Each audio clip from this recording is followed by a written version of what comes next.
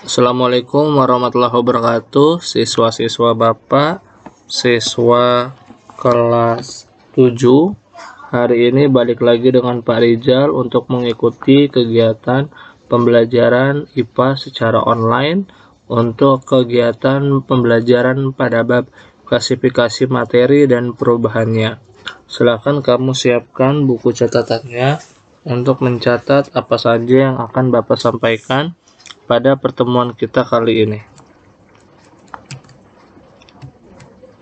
Yang pertama yang akan kita pelajari adalah mengenai perubahan fisika dalam kehidupan sehari-hari.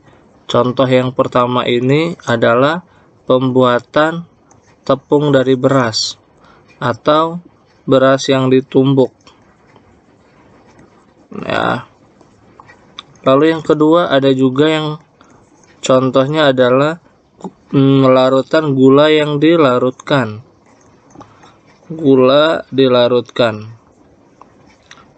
Itu juga termasuk ke dalam perubahan fisika dalam kehidupan sehari-hari. Oke, kita lanjut. Kemudian yang kita pelajari adalah perubahan kimia dalam kehidupan sehari-hari. Contohnya apa aja? Yang pertama ini contohnya adalah pembakaran kertas berubah menjadi abu. Nah, yang kedua adalah proses pembuatan tape. Ini adalah tape ya, gambar tape berarti fermentasi atau pembuatan tapai. Gitu ya. Pembuatan tape. Kita lanjut untuk yang berikutnya.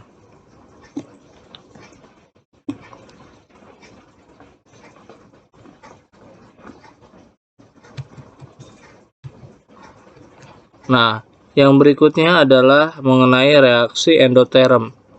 Nah, kita cari tahu dulu apa maksud dari reaksi endoterm. Reaksi dari endoterm adalah reaksi yang menyerap kalor. Dia terjadi perpindahan kalor dari lingkungan masuk ke dalam sistem. Gambarnya seperti ini. Jadi di sistemnya itu tadinya dingin, masuk ke dalam, berarti dia dikatakan sebagai endoterm reaksinya. Kalau suhunya keluar atau kalornya dikeluar dari sistem, maka dikatakan sebagai eksoterm. Nah, pada suhu yang tinggi, laju reaksi endoterm itu biasanya terjadi lebih cepat. Nah, hal itu diakibatkan oleh adanya atom-atom yang bergetar menjadi lebih cepat. Berikutnya yang kita pelajari adalah proses destilasi. Ya, proses destilasi merupakan proses fisika dan tidak terjadi adanya reaksi kimia selama proses berlangsung. Nah, dasar utama pemisahan dengan cara destilasi adalah perbedaan titik didih cairan pada tekanan tertentu. Gambar di samping ini adalah gambar dari proses destilasi, ya. Pemisahan campuran dengan tata cara destilasi dengan menggunakan perbedaan titik didih. Oke. Berikutnya ada yang namanya sublimasi, pemisahan campuran menggunakan sublimasi. Nah, kita baca dulu. Sublimasi juga dapat diartikan sebagai metode pemisahan campuran yang didasarkan pada campuran zat yang memiliki satu zat yang dapat menyublim. Perubahan wujud padat menjadi gas gitu ya. Sedangkan zat lainnya tidak dapat menyublim. Contohnya kalau kita membuat campuran iodin dan garam, mau kita pisah, maka kita pisahkan iodin dan garamnya dengan cara dipisahkan dengan cara sublimasi. Nah, ini adalah gambar dari penampang sublimasi. Di atasnya diletakkan es batu, kemudian di bawahnya nanti terbentuk endapan kristal kapur barus, ya, yang merupakan hasil penguapan dari campuran kapur barus dan pasir. Nah, campuran kapur barusnya itu ada di bagian bawah nih, nanti di bawahnya ada api. Kemudian yang terakhir yang kita pelajari mengenai kromatografi. Kromatografi itu adalah cara pemisahan campuran berdasarkan perbedaan koefisien difusi atau kecepatan perambatan dari komponen-komponen zat dalam suatu medium tertentu. Itu.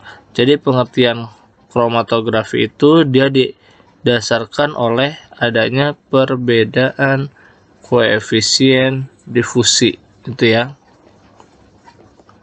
Dikarenakan adanya perbedaan koefisien difusi atau kecepatan perambatan komponen. Nah, dua fase yang tidak tercampur akhirnya selalu dalam satu sistem yang bercampur. Jadi dia berbeda ya. Oke. Nah, demikianlah kegiatan pembelajaran kita hari ini. Jangan lupa apa yang Bapak sampaikan pada pertemuan kita kali ini kamu catat. Bapak akhiri. Assalamualaikum warahmatullahi wabarakatuh.